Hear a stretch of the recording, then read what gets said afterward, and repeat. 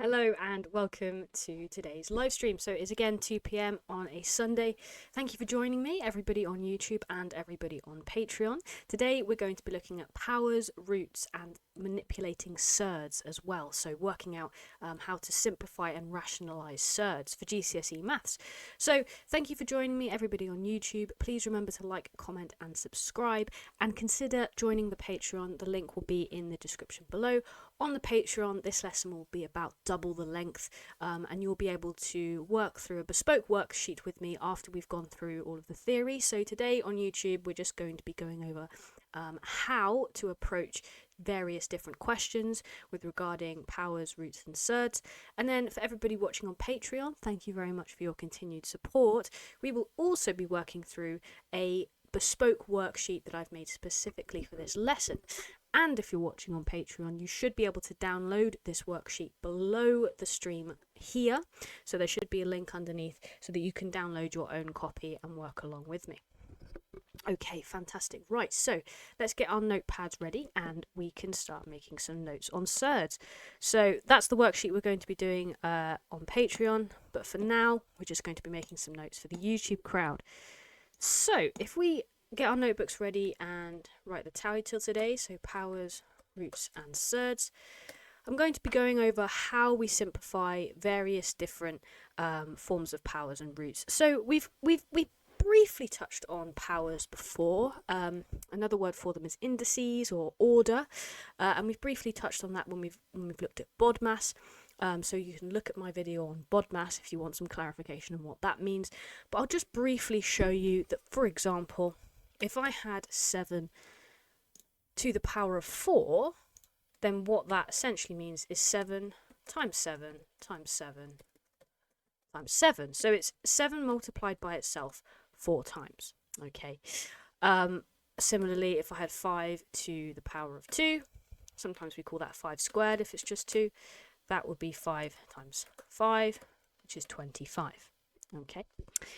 So we're going to look at how we might simplify when we have more than one number with a power by it. Now, what we call this number here is we call it a base number.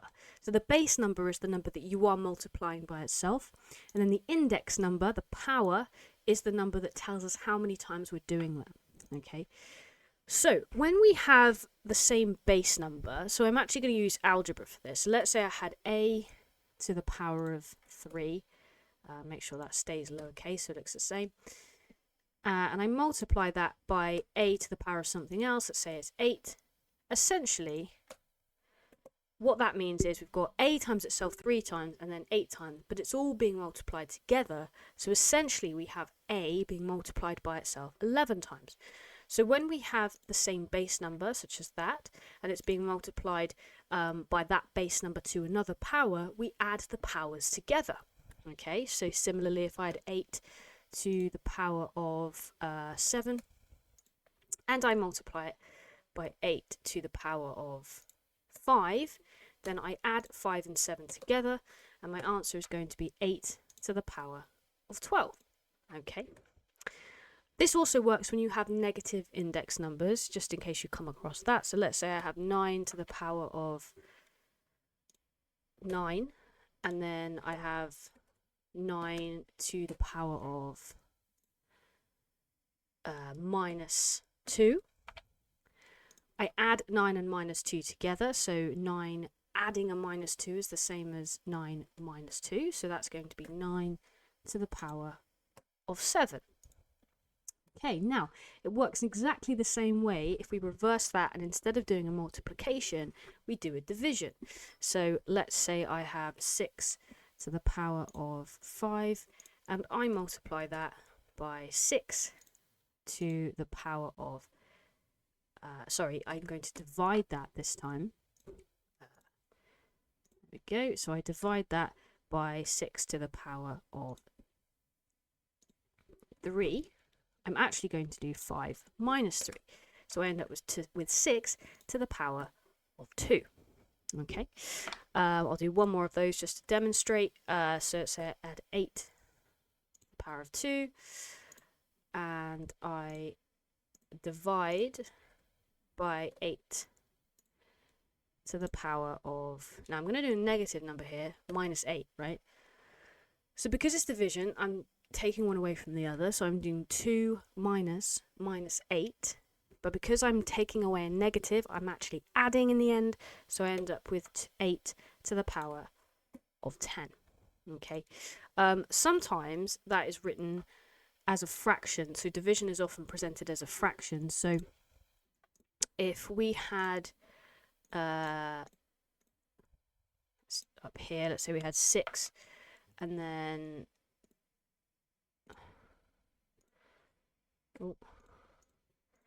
find these things clunky. So we have 6 to the power of 7, and underneath we have 6 to the power of 3. Because that fraction line acts as a division, then that will give me 6 to the power of 4, because I'm doing 7 take away 3. Okay, lovely. Right, I'm going to give you a few of those to have a go at, and then you can work through those. So I'll leave those on the screen for you to see, well, most of them anyway, and I'm going to give you 5 questions to do. So I'm going to do 4 to the power of 3 times 4 to the power of 6. I'm going to do another multiplication, so you just keep adding it. So 4 squared, 4 to the power of 2. And then we'll do 5 to the power of 8. Actually, I'm only going to do 3 of these. 5 to the power of 3. And that'll be that. And then I'll do one division, so I'm going to do 7 to the power of 12 divided by 7 to the power of 5. Okay, so I'm just going to give you a couple of minutes to do that. If that's too easy and you're watching a recording, please feel free to fast forward. So make use of the fact it's a recording. If you're on Patreon and you're watching it live, just stick with me, maybe practice with your own questions. Or if you're watching a recording on Patreon, again, just fast forward. So just a couple of minutes on that.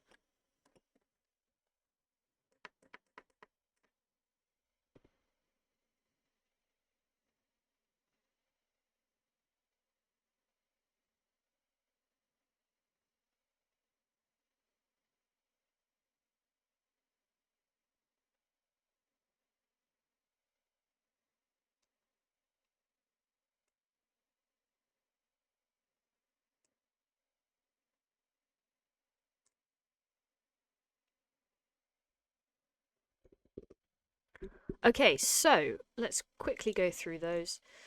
Just go through the answers. So this one is going to be 4 to the power of 11. This one is going to be 5 to the power of 11 as well.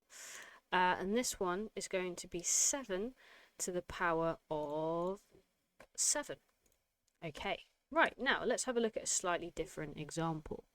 So sometimes you get given numbers in brackets with a power. So you might have 6 to the power of 5, and then the bracket is closed, and outside that bracket you have another power. Let's say it's to the power of 8. Okay, I'll do to the power of 2 just because it'll be easier to explain.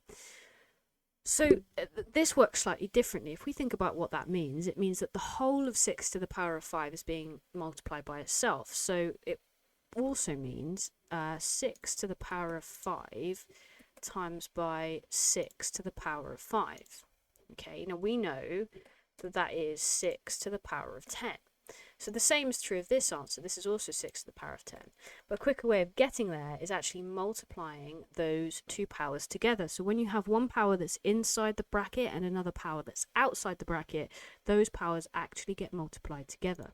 So another example of this would be if you had 4 to the power of 3 inside the bracket, and then you had 8 outside the bracket, we would multiply 3 by 8 and we end up with 4 to the power of 24. Okay, so I'm just going to give you two of those just to do now.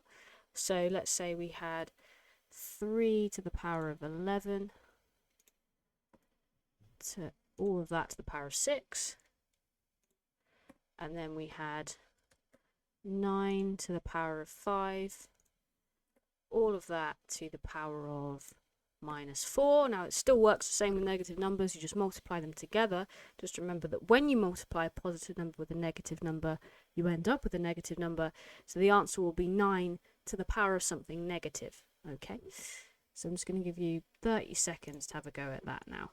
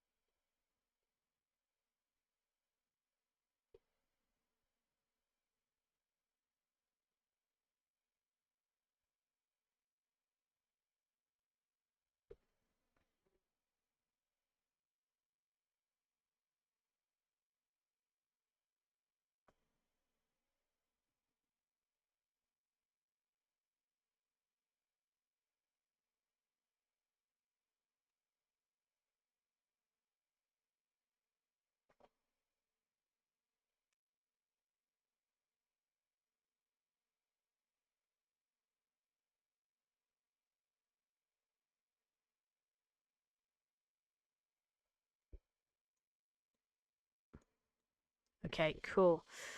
Right, so the answer to this first one is 3 to the power of 66, and the answer to this one here is 9 to the power of -20. Lovely. Right, just a couple of quite simple rules to go over now, just so that we're aware of it.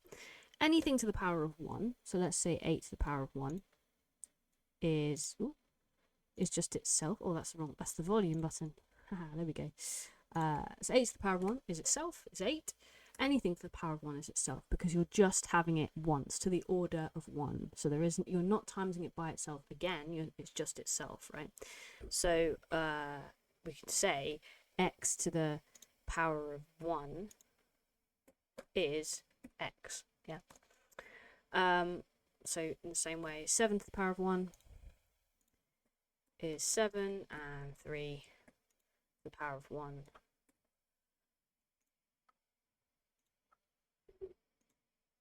is 3. Okay.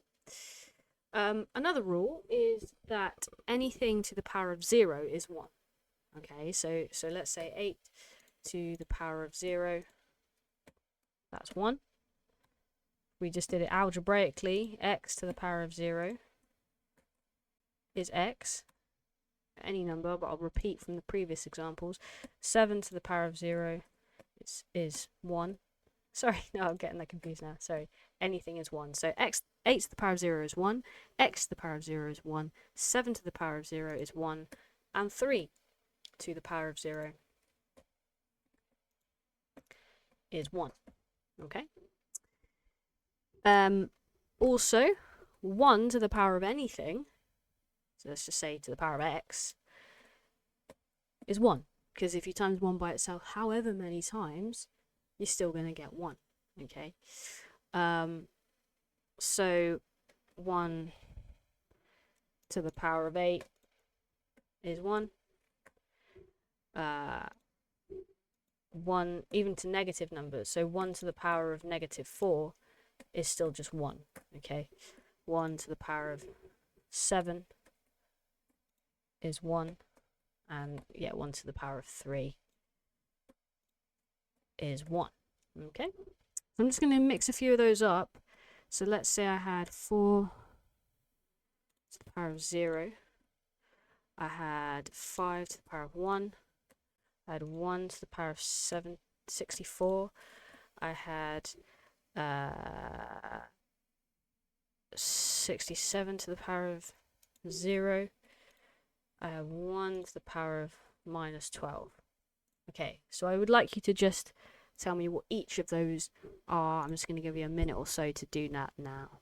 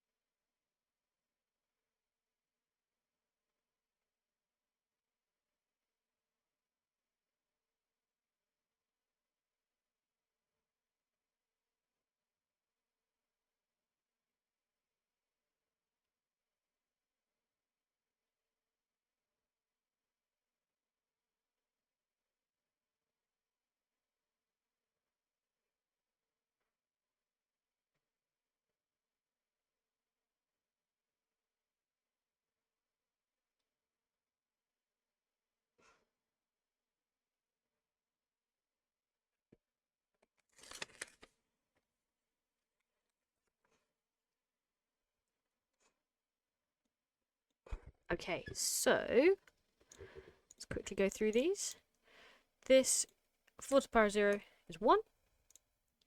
5 to the power of 1 is 5. 1 to the power of 64 is 1. 6 to the power of 0 is 1. And 1 to the negative 12 is also 1. Okay, lovely. Right, so the other thing just to go over is how this works with fractions. So if we quickly have a think about how fractions, in fact, I'm going to do this with my pen because it will be quicker than putting in equations. So if you had 3/5 multiplied by 1/7, we know, don't we, or we should know, that we multiply across to multiply those fractions together. So we do multiply the numerators together and then the denominators separately. So we do 3 times 1, which is 3, and then we do 5 times 7, which is 35. So that there would be our answer. So logically speaking then, if I had 1/5 times 1/5, I end up with 1 times 1 and 5 times 5. So I have 1 over 25. So if I had 3/5 and all of that was squared, that's the same as saying 3/5 times 3/5, which is the same as multiplying across, which would be 9/25. Okay, so essentially you're squaring the numerators and you're squaring the denominators. So whenever, let's say we have, like, I don't know, 5/8, and that's to the power of 4, that's the same as saying 5 to the power of 4 over 8 to the power of 4. And then you would work that out accordingly. Okay. But it becomes slightly more complicated if you have a mixed number. So let's say I had 1 2/3, and all of that was to the power of 5. Okay.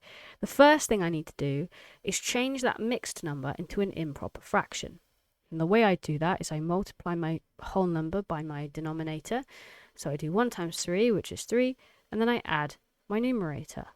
So that would be 5. So I end up with 5/3, and all of that is to the power of 5, which means I'm doing 5 to the power of 5 over 3 to the power of 5, whatever that might be.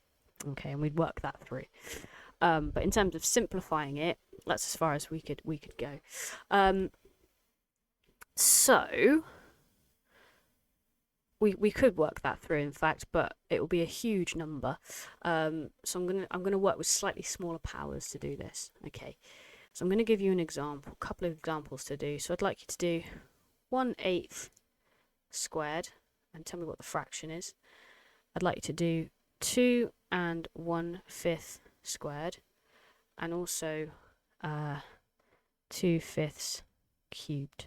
And I want the actual fraction, not just like this. I want it to be worked through. So I'll give you one more example so I'll show you what I mean. So let's say I had 1/7 squared. That's the same as 1 squared over 7 squared, which is 1 over 49. So I want the actual fraction at the end, the numbers that you get as a result. Okay, so just those there for me, and then we shall move on. If you're getting stuck or I'm going too quickly, then please rewind and rewatch things. Take advantage of the fact that most of you will be watching this as a recording, okay?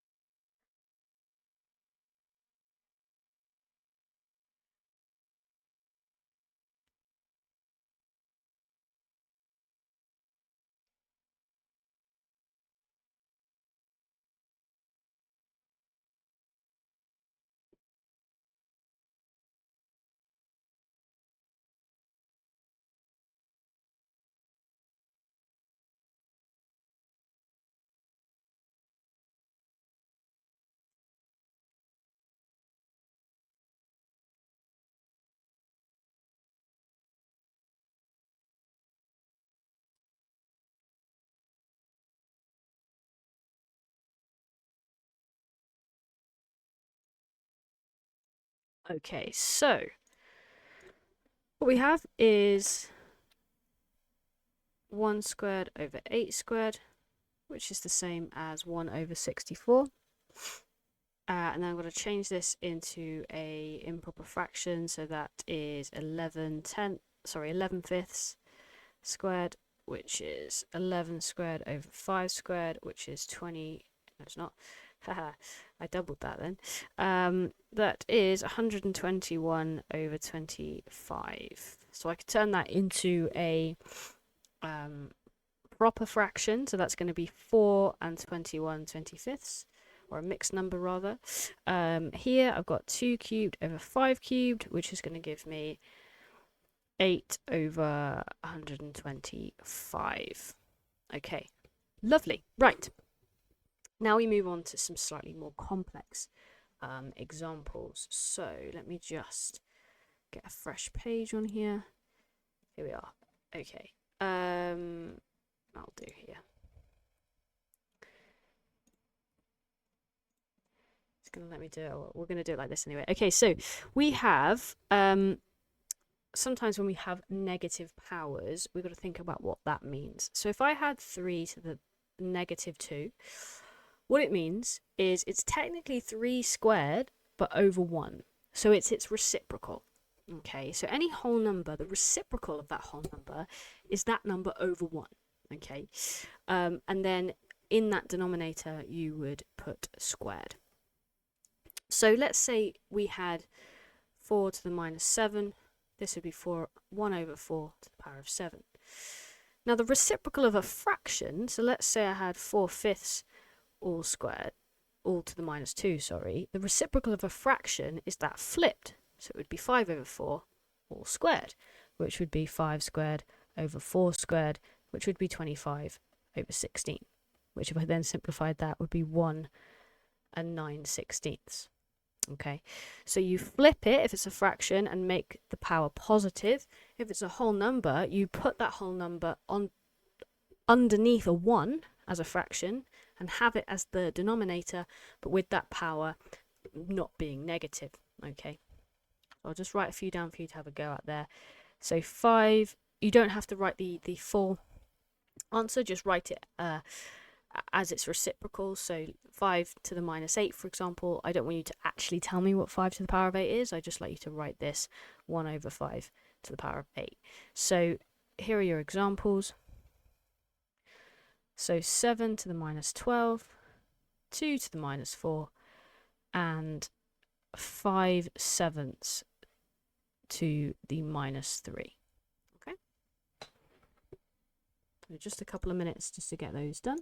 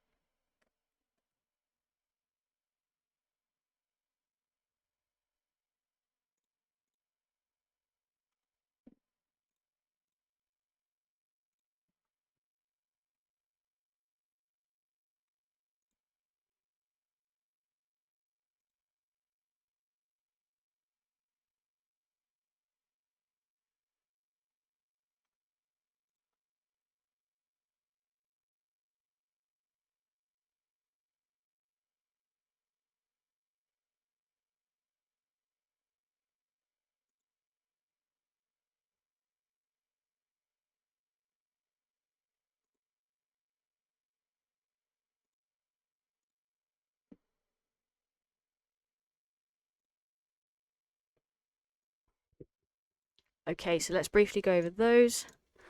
So we'd have 1/7 to the power of 12. We'd have 1/2 to the power of 4. And then I'd flip this fraction, so I have 7/5 all to the power of 3, which is the same as 7 to the power of 3 over 5 to the power of 3. And we could work that through, let's say if we had a calculator. This is just theory, so we don't really need to do that right now. Okay, there's one more rule, and I'm just going to get rid of some of this, I think, if I can, just to make some room.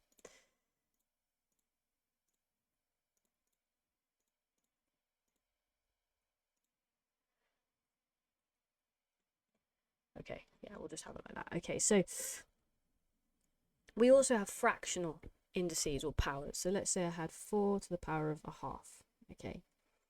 Now what that means is this is where we start introducing roots. And this is where surds and roots come in. So we've not actually touched on roots yet. Now roots go back to what the original number was before a power had been applied to it. So as an example, let's say I have 3 squared. That's 3 to the power of 2. That's 9. Okay, that's 3 times 3. So similarly, or in reverse of that, the square root of 9, and this is our square root symbol, would be 3. So you're looking for a number that when you multiply by itself, you get the number underneath the square root. Now technically a square root symbol should have a little 2 next to it like that, okay? Because it means the root of the second power, because it was to the power of 2. But when it's square root, we don't bother writing it. But for all other roots, we do. So let's say we have 2 to the power of 3. That gives us 8. That means the cubed root of 8 is 2 in reverse, okay? Now, when we look at these fractional powers over here, what that means is we're looking for the second root of 4. It's because we look to the denominator to decide which root we're looking for. So we're looking technically for the square root here. And then we have it to the power of the numerator, but because the numerator is only 1 here, that doesn't really mean anything. We're not timesing it by anything. So 4 to the power of 1/2 is the same as the square root of 4, which is actually 2. Or it could be -2 actually, plus or minus 2, because -2 squared is also 4. If I had, let's say I had 5 to the power of 2/3, I'd be looking for the cubed root, or the third root of 5, all of that to the power of 2. Okay. So let's do one we could actually work through with a nice number. So if I was doing 8 to the 2/3, it would be the cubed root of 8 all to the power of 2. So the cubed root of 8 is 2, and then that to the power of 2 is 4. So 8 to the 2/3 is 4. Okay? So let me just give you a couple of those. I'm not going to ask you to work them through like this one necessarily, but I'd just like you to write them in this format, in the second format if you can. So let's say we had 9 to the power of 5/8. It doesn't look like an 8, does it? We'll write that one again. 5/8. 2 to the power of 1/5. And 7 to the power of 10/11. Again, that doesn't look like 11.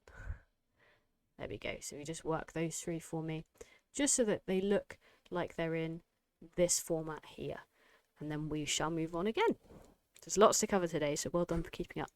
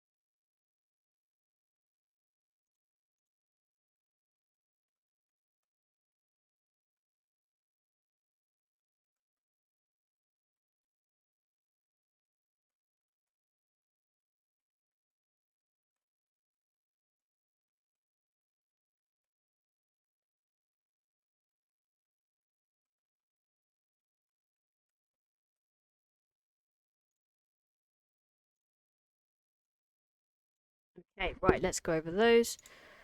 So we have the 8th root of 9, all to the power of 5. We have the 5th root of 2, all to the power of 1, so we don't even bother writing it. And then we have the 11th root of 7, all to the power of 10. Okay, right, so now we move on to looking at roots more specifically than powers, and this is what we call surds. Okay, so surds is about roots, manipulating roots to simplify roots. Okay, so we need to look at a couple of rules for that. So let's say I had the root 8 multiplied by root 4. The rule is that that's the same as the root of 8 times 4. So you can put both of the roots under one root and it would be the same, which means we'd actually be looking for the square root of 32. Okay. Now what's interesting about that is that you can look at those numbers and go, okay, so within that, do I have any factors that are square numbers and so therefore can be square rooted? And actually you do. You've got 4, which we already had, but you've got 16 as the biggest one, so we can say that's the same as 16 root of 16 times 2. Now when you have a number under the square root symbol that can be square rooted, we can obviously square root it and pull it out. So the square root of 16 is 4, so 4 would be outside, and then inside we still have that 2, so 4 root 2 would be the simplest way of writing that down. That was quite a good one because it happened to have square numbers as its factors, but essentially the key here is, as the first note, that we'll come back to what I just did in a minute actually. The key is that when you multiply two roots together, they can be the numbers can be multiplied under one root, as long as it's to the same root. Okay, so we can't be doing the square root of 8 times the cube root of 4 in the same way. Okay, they have to be, it's similar to the powers, it has to be the same base number, or we have to be going to the same root. Okay, so Similarly, if I did a division, so if I had the square root of 8 over the square root of 4, that's the same as the square root of 8 over 4, which is actually 1.5, so it'd be the square root of 1.5. Okay. No, it wouldn't. Sorry. It's 2. What am I talking about? 1.5. So it'd be root 2. Okay. Okay, so just the key is that when you're multiplying or dividing roots, you can just put them under a root and do that multiplication or division within it. Okay, so just as a few practices, see if you can understand that. Let's do the square root of 5 times the square root of 3 times the square root of 2. So you can multiply it all together under one root. We will do root 10 over root 5. We'll do 2 more, so we'll do the square root of 12 times the square root of 6. And we'll also do the square root of 7 over the square root of 1. Okay, right, so just a couple of minutes to simplify that, so you're putting them under one root and seeing what it is as one number. Okay.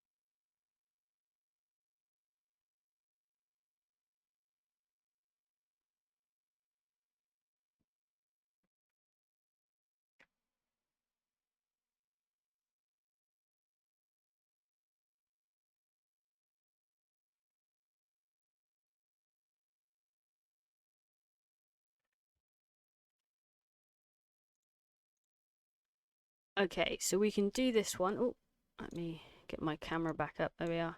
So we can do this one as the square root of 5 times 3 times 2, which is actually the square root of 30. I don't think 30 has any square numbers as its factors, so we couldn't simplify that any further. This one we can do as a square root of 10 over 5, which is the square root of 2. This one would be the square root of 12 times 6, which would be the square root of 72, which does have a square number as its factor, so that can do that as 36 times 2. So it would be 6, because the square root of 36 is 6, root 2 as a simplification. This one, we do the square root of 7 over 1, which is just the square root of 7. Okay, cool. Right. So we have that, and then we have basically quadratic expressions with surds. So let's say I had a plus root b, okay, as an example, and all of that is squared. We're going to multiply that out in the same way we might with a quadratic equation that was like x plus 1.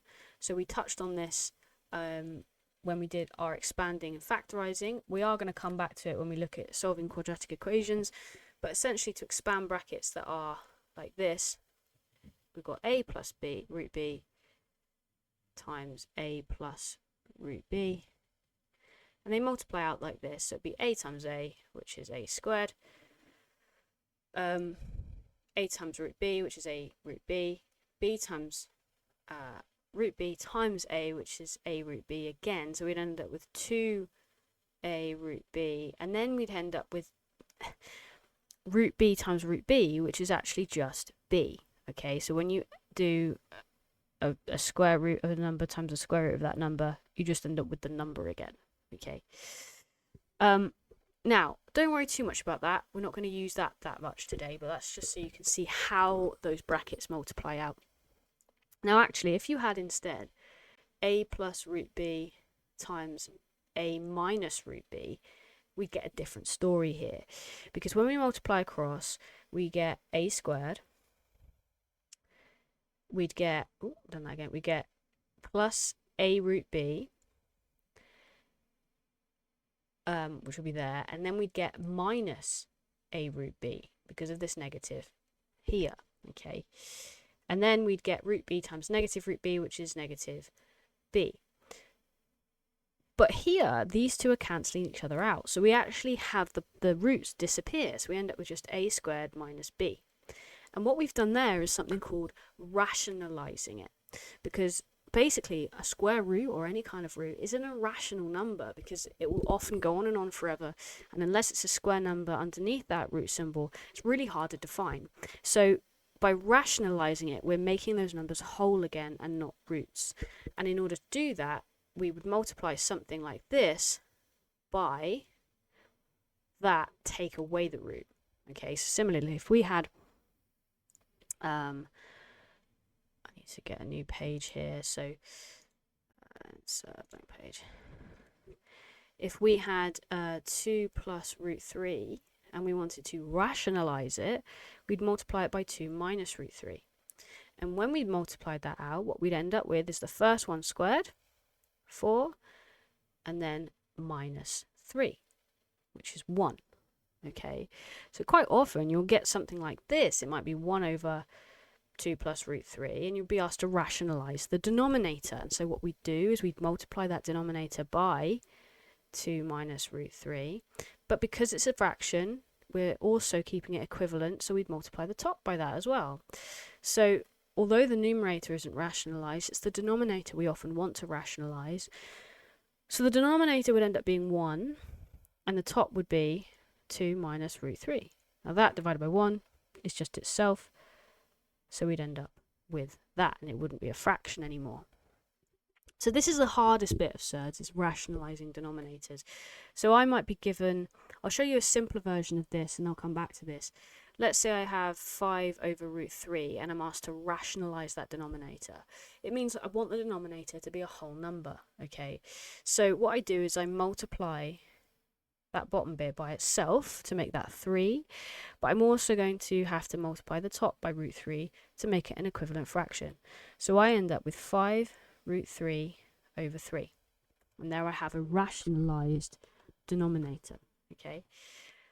But if I was asked to rationalise 5 over 4 plus root 2, and I need to rationalise that denominator, if we look over here, this is the format we need. We need to multiply that bottom by 4 minus root 2 and do the same to the top. 4 minus root 2.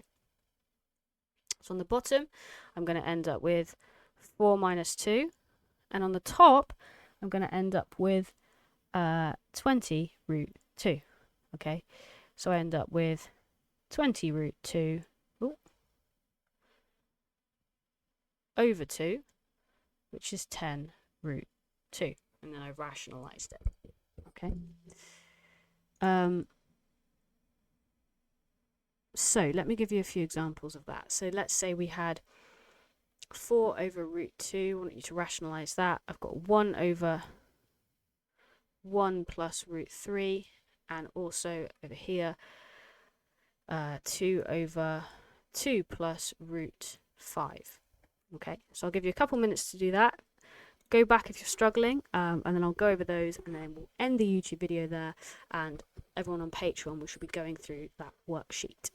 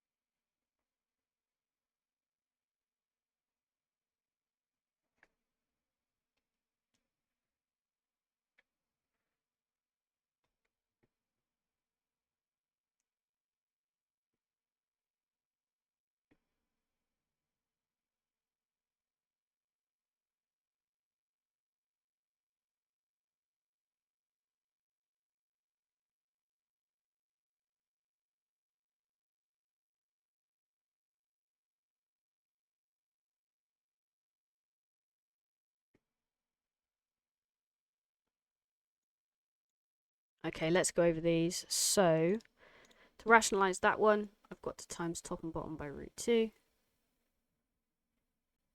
So I end up with 4 root 2 over 2, which actually simplifies down to 2 root 2. Here, I've got to multiply top and bottom by 1 minus root 3.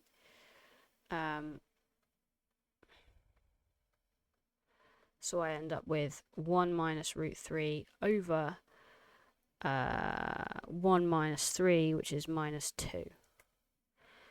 So, yeah, I'll leave it like that. So it's basically everything gets divided by negative. So we'd have, technically, we'd have root 3 minus 1 over 2. And then this one, everything gets multiplied by 2 minus root 5. So